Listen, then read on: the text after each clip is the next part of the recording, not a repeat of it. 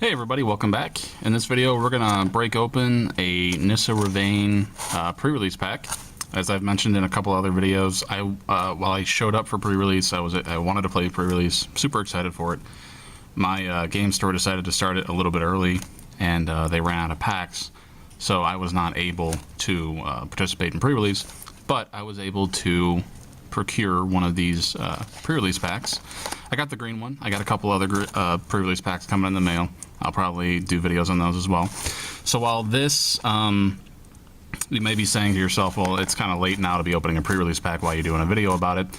Pre-release packs are always fun. They're fun to open. They kind of, I really enjoy sealed. It's a shame many stores only do sealed around pre-release, but I really like the pre-release packs. I like playing in pre-release. I like playing sealed. Also, while the paper pre-release is over, Magic Online will be doing their pre-release very soon, next week, at least at the time of making this video. So the opening the pre-release pack is still sort of relevant, and pre-release has now become kind of a perennial thing. It's something that happens with every set. So, you know, while we're opening Magic Origin cards here, these things are still going to apply for Battle for Zendikar. Example would be the next pre-release that comes up. So I've rambled on a little bit here. Let's go ahead and open the pack. I've cut the seal on it to make it a little bit easier to open. The camera's a little bit closer, but I'm not going to try to focus too much on extraneous stuff. We have a Nissa Revane insert here, and it folds open, and it has kind of the story of Nissa, and you can sort of read some of this stuff if you like. Looks like it's quite extensive. Nissa obviously is the green planeswalker, seems to be one of the favorite green planeswalkers of the Magic team, with Garruk now being a crazy psychopath, or more of a crazy psychopath, I guess you could say. Either way, that's really cool. In the box, we have a spin down, as there is always a spin down in the pre-release packs. There's a magic symbol. This is a green spin down with blue specks in it. Not my favorite choice of colors, but the spin downs are always nice in these packs. And obviously there's the Magic Origins symbol. Since this is the last core set, that spin down may end up holding a little bit more value than some of the others. We'll see. So inside we have our packs. We have our promo pack, which has Managorger Hydra. Would have been nice to get a Nissa in there, but Managorger Hydra. I think this is a really interesting card. We'll talk about it a little bit more later, but this is a card where if you get it out on turn 3 and your opponent doesn't deal with it right away, it just becomes more and more and more of a problem. So that's really cool. Open up more packs. Box is empty. Get that out of the way. Try to mess up my mat here. So we have in the box a pre-release pack with seeded colors, seeded cards. This is the green pre-release pack, so we have a green seeded pack, seeded booster pack, and then we have 1, 2, 3, 4, 5, and 6 booster packs. So we're going to open these packs, take a look at what's inside, and then I'm just going to kind of build a rudimentary deck, and when we come back, we'll go to a break, I'll build it, take a look at what I can build it, come back, go over what I built. I did this for the Ojutai deck. Many people said, well, I would have done this, I would have done that. That's totally cool. If you have suggestions, feel free to post them in the comments. In pre-release, I typically try to play the colors of the box because I think those are usually the colors that you should be strongest in. I think they build these pre-release packs specifically for that purpose. But, you know, these are very much random packs, so you never know. For that purpose, though, just understand that what I'm presenting may not be the absolute best deck, but it's just one of the decks that I would personally build. But if you would do it differently, please feel free to comment. So, Managorger Hydra is 2 and a green. It has Trample, and whenever a player casts a spell, put a +1/+1 counter on Managorger Hydra, and it's a 1/1. So, the more spells you and your opponent play, the bigger Managorger Hydra gets. We have a checklist token. We have an Undercity Troll, Conclave Naturalist, Rocks Maulers. This is, if I go green, this is definitely going to be in it. This is a great beater card. Elvish Visionary, another great green creature. Llanowar Empath, and a Titanic Growth. So with the seeded pack out of the way, we are now going to move on to opening the boosters. So here is the Jace booster. First random booster.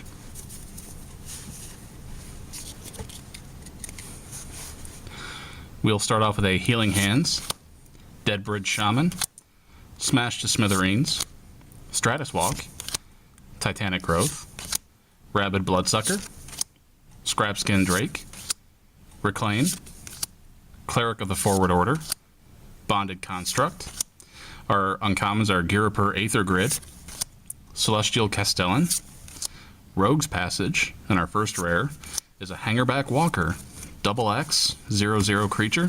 Hangerback Walker enters the battlefield with X +1/+1 counters on it. Sorry, I'll straighten the card out. When Hangerback Walker dies, put a 1/1 colorless Thopter artifact creature token with flying onto the battlefield for each +1/+1 counter on Hangerback Walker. You can spend 1 colorless and tap it to put a +1/+1 counter on Hangerback Walker. Very powerful creature. A lot of people, I think, kind of rated that pretty highly. So I have to see exactly where it goes, where it fits in the deck building process. I don't know the best way to build with that card, but I'll try to use it if I can. We have an island and a tip card. So we're going to take these. I'm putting everything off to the side, and again, once we have everything open, I'll take a break, build what I think is a decent deck. Again, not the best deck, just a decent deck, and hopefully people can use that as a maybe a little study tool for the next pre-release that they attend. Second pack starts off with a Night Snare, Demolish, Oromancer, Bone to Ash, Yeva's Force Mage, Fairy Miscreant, Llanowar Empath, Kithian's Tactics, Ghirapur Gearcrafter, Undead Servant. Uncommons are Prism Ring, Necromantic Summons, Eyeblight Massacre, and our second rare is Nissa's Revelation, 5 double green, scry 5, then reveal the top card of your library. If it's a creature card, you draw cards equal to its power, and you gain life equal to its toughness. Very good green card. Green limited card, maybe. Plains and a tip card. I gotta be careful with the adjectives I throw around. I don't know if it's good or not. We'll have to wait and see. Here's the Nissa pack.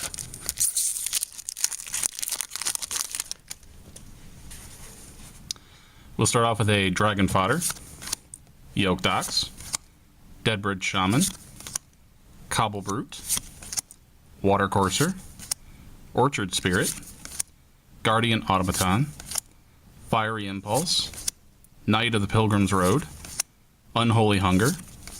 Our uncommons are Patron of the Valiant, Citadel Castellan, and Fiery Conclusion. And our rare is Dark Petition. 3 double black, search your library for a card and put that card into your hand, then shuffle your library. Spell Mastery, if there are 2 or more instant and or sorcery cards in your graveyard, add black to your mana pool. Then we have a Mountain and a tip card. Next pack with Chandra on it.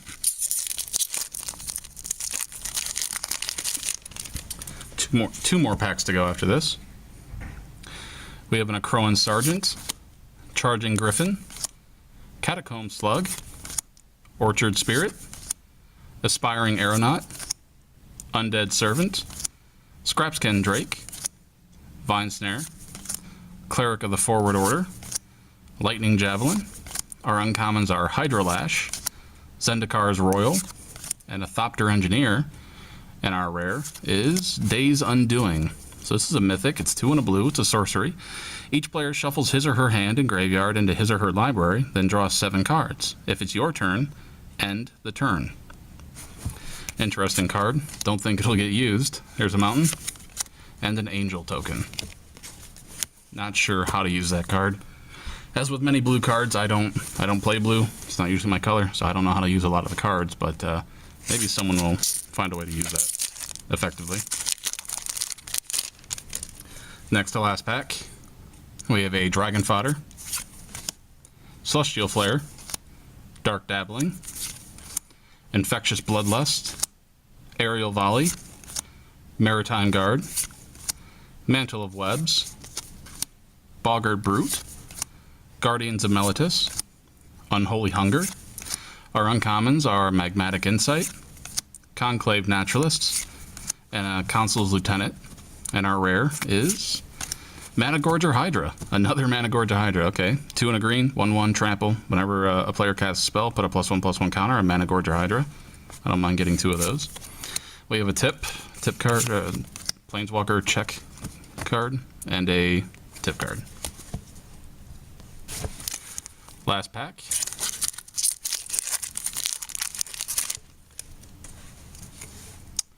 We start off with a Macabre Waltz, Act of Treason, Celestial Flare, Thornbow Archer, Nivix Barrier, Orchard Spirit, Fiery Impulse, Knight to the Pilgrim's Road, Nantuko Husk, Deep Sea Terror.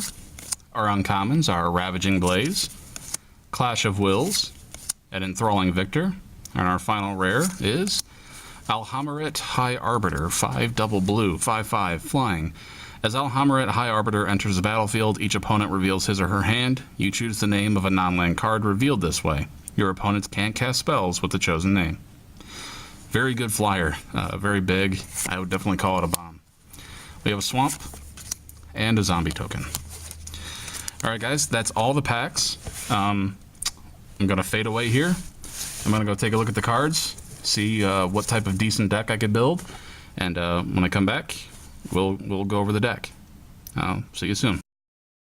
Hi guys, welcome back. I took a look at the cards that I opened to see what a decent deck would look like out of those cards. I opened a lot of red cards, had a decent amount of green cards, a decent amount of white, decent amount of blue, not as many black.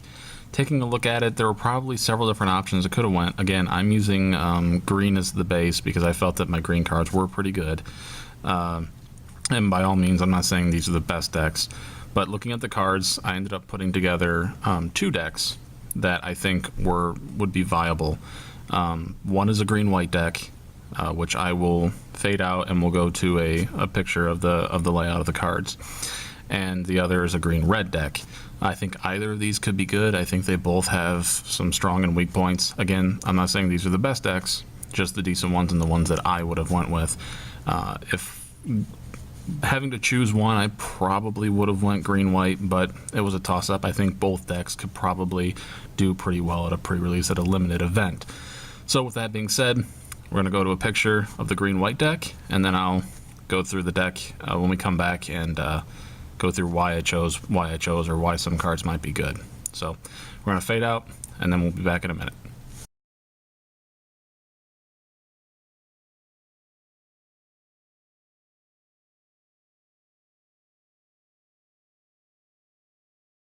All right, welcome back. So you saw the green-white deck laid out. So we're starting off with our mana base. We have 1, 2, 3, 4, 5, 6, 7, 8 forests. 1, 2, 3, 4, 5, 6, 7, 8 plains, and a Rogue's Passage. I include the Rogue's Passage. It's a really good land. It's versatile, and the ability to have a target creature not be blocked is very good.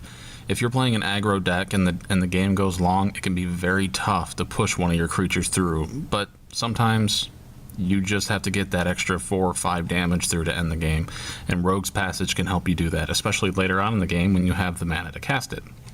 So that's why I include Rogue's Passage. There's no 1-drops in this deck, which is unfortunate. So we'll start off with the 2-drops. We have a Consul's Lieutenant. It's a 2/1 Renown with first strike, and it buffs all your other creatures when they attack if it is renowned. I think this is a decent 2-drop. One of the downsides with this deck is that it's going to have some double mana costs in it that it kind of stinks, especially if you don't draw 2 planes. This may be a little tough, but I think it's still decent despite that fact. We have 2 Celestial Flares. This is the removal.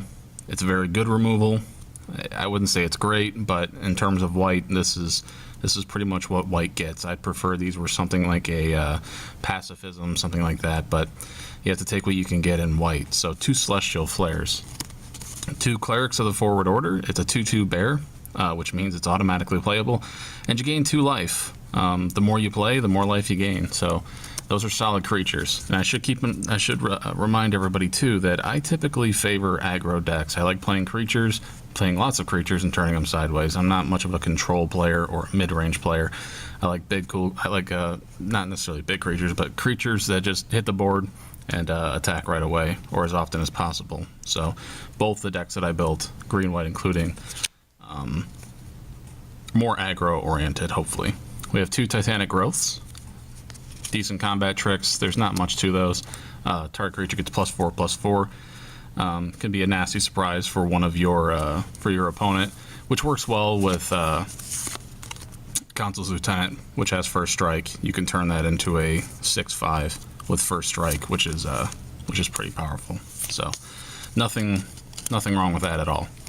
We have an Elvish Visionary. It's a decent creature. It's going to end up chump blocking. It's 2 mana, but it draws you a card. It replaces itself. So I like that a whole lot. Undercity Troll. It's a 2/2 for 2. It's got Renown, which is great, and you can use your extra mana to regenerate it so that it can be an effective blocker turn after turn if you have the mana to support that. One of the reasons I went green-white is because we opened 2 Citadel Castellans. A 3 mana 2/3 is pretty good. A 3 mana 2/3 with Vigilance is good. And a 3 mana 2/3 with Vigilance and Renown 3, I would say, is a pretty great card. I think this is very good, and one that I'm actually happy to play. And the Citadel Castellans, honestly, were one of the things that pushed me into green-white. We have 2 Knights, Knight of the Pilgrim's Road. 3 mana 3/2 with Renown 1. That's just a solid creature. Nothing super special about it, but it's just good. We have 2 Mana Gorger Hydras.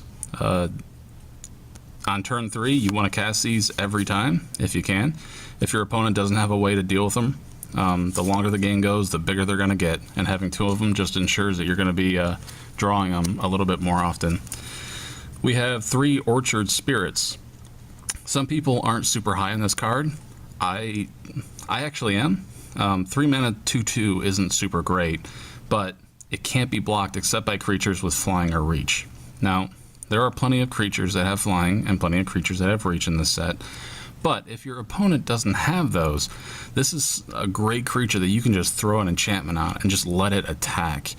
And I personally like this creature. I like it a lot. If I get 3 of these, I'm playing them. If I get 4, I'm playing those 2.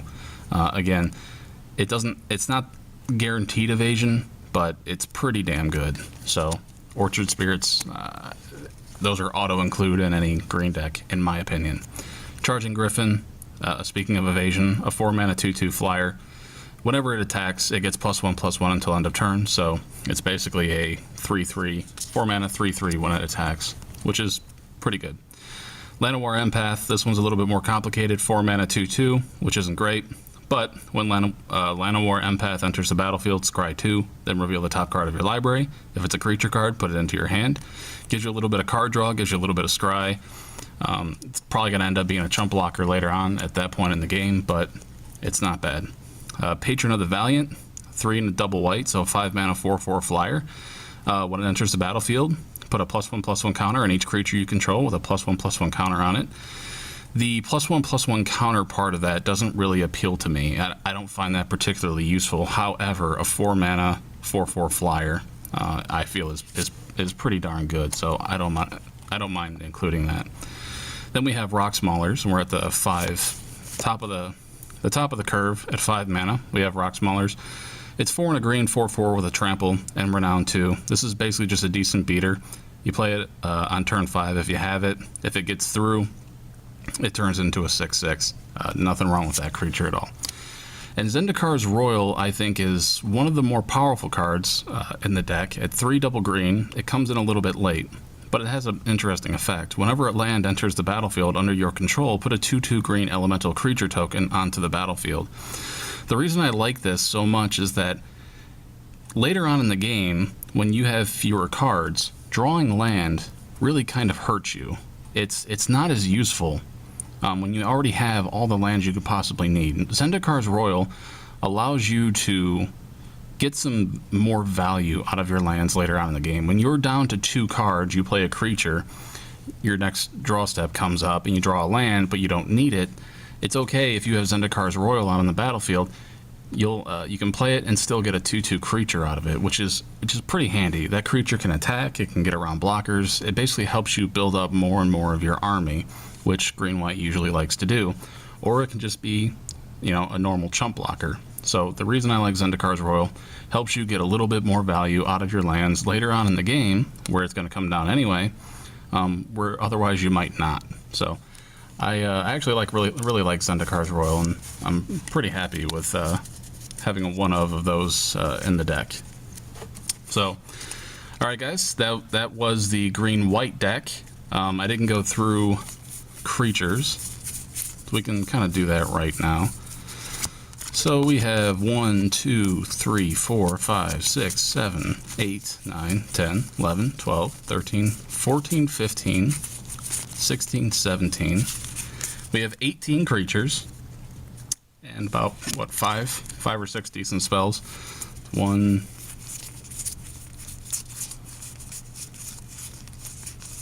2, 3, 4, yep, 5 decent spells. Rogue's Passage. I feel like this is a pretty decent deck. It's very high on the 2-drop, 3-drops, but like I said, this is more of a play a lot of creatures and turn them sideways type of deck. So other than that, like I said, I think I probably would have went green-white. That's my feeling. I think it probably would have been pretty fun. Probably would have done pretty well too. So, all right, that's it for green-white. So we're gonna fade out. I'll bring up the picture of the green-red deck. I'll put that together, and then we'll go through the green-red deck. And then after that, you can go ahead and tell me which one you feel would have done better, or which one you would have picked. All right, see you in a bit.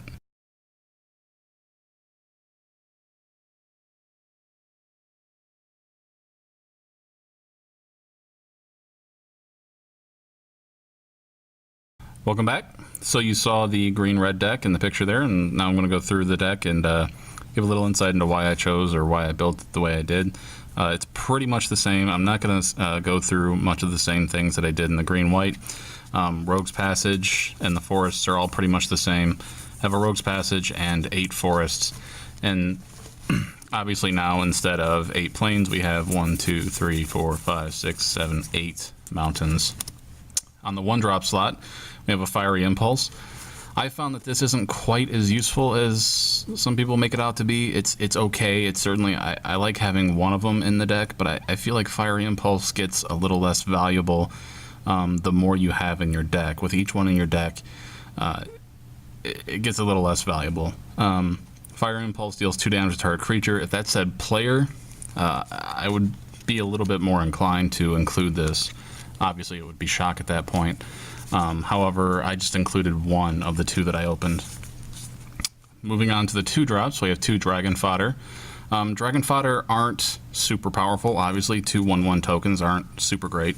However, we do have some sacrifice mechanic in here and Fiery Conclusion, and they're good chump blockers. And if your opponent doesn't have any sort of blockers, they combine well with Titanic Growth as well. So, 2 Dragon Fodder. We have a Ravaging Blaze. It can be used to get rid of any troublesome creatures your opponent may have. We do have Spell Mastery. We can have Spell Mastery with Titanic Growth, Fiery Conclusion, and Fiery Impulse and Dragon Fodder. So Spell Mastery is totally possible, and in that case, it could also be used as a finisher with the Spell Mastery component.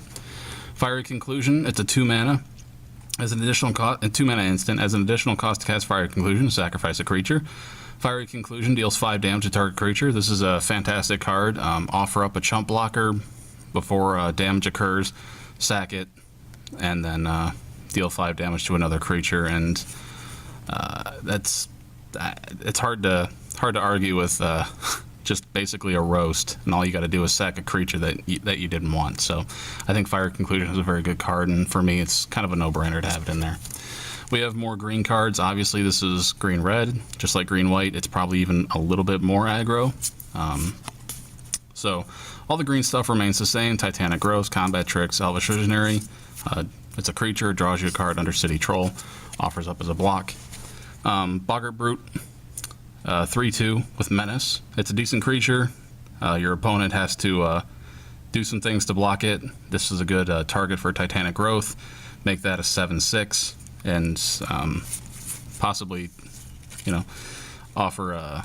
take out your opponent's blockers when they weren't expecting it. So I really like Boggart Brute. I think it's a great creature for an aggro deck. Thopter Engineer, it's the 3-mana 1/3, which is nothing special. However, it does put a 1/1 colorless Thopter creature token onto the battlefield, and artifact creatures have haste. It's a decent creature, nothing special. Certainly not going to do anything on the offensive front, but it does get you a colorless Thopter token, which gives you some evasion. If your opponent doesn't have a flyer, most of the stuff I have in here is ground based. So it can be very tough if, for instance, your opponent throws down a Guardians of Meletis, a 0/6 blocker, and they can just consistently, you attack, they consistently block. The Thopter can just sit there pinging your opponent for 1. It's going to take a long time, and you obviously don't want to put too much value on that 1/1 Thopter because it's going to take so long for it to kill your opponent or do anything special, but it's better than nothing. And having a little bit of evasion, again, is better than no evasion at all. So I included that. We have a 3-mana Akroan Sergeant. It's a 2/2 first strike with Renowned 1. Again, it has first strike, so it's a great target for your giant growths. Orchard Spirits stay the same. Decent creatures with evasion. Mana Gorger Hydras, same as before. Play them on turn 3 and just let them get bigger. Hope that your opponent doesn't have a removal spell to deal with them. We have a Lightning Javelin, it's 4 mana. Lightning Javelin deals 3 damage to target creature or player. Scry 1. This is basically kind of a lightning bolt with a scry attached onto it for a couple of mana. It's removal. Should always play removal. It's a little high on the mana cost, but the scry kind of makes up for it, I think. You get it, you play it. I think it goes very, very well into an aggro, any aggro deck involving red. Cobble Brute is a 4-mana 5/2. It trades. It's probably going to trade with most things. Super high power. If you attack and your opponent just decides to take it, throw a giant growth onto it and get in 9 damage. Very, very solid creature. Nothing great, but solid. We have 2 Llanowar Empaths. If there was a change that I was going to make that's different from the picture, in the picture and in the deck I would have used probably, it had 2 Llanowar Empaths, but as I thought more about it, a Gear-a-Per Gearcrafter may have been exchanged for one of these Llanowar Empaths. The Gearcrafter is not a super great creature. It's another 3-drop in a deck with a lot of 3-drops. But it does give you a 1/1 colorless Thopter token, which again will give you a little bit more evasion. So if you're completely blocked on the ground game and you don't have anything to get you around those big ground blockers, the Gear-a-Per Gearcrafter can give you that little extra push that you need to try and turn things your way. So I might have done that, but other than that, the Llanowar Empath remains the same as it was in the green-white. It gives you some scry, gives you some card draw, and gives you a chump blocker. Rock Maulers and Zendikar Royal, same as they were before. So pretty much that's the green-red deck. So at this point we've taken a look at the green-white deck, taken a look at the green-red deck. It could have went either way. I think both are decent. Again, not the best decks, but those are the ones that I would have played. I guess in the comments below, let me know which one do you think you would have played. If you would have played totally different colors, let me know. If you would have played the green-white deck, or you would have played the green-red deck, let me know. I know this video was a little bit long, but it was really fun putting together, and let me know what you think. Other than that, that's it for this video. I hope you enjoyed it. Thanks for watching, and I'll see you again next time.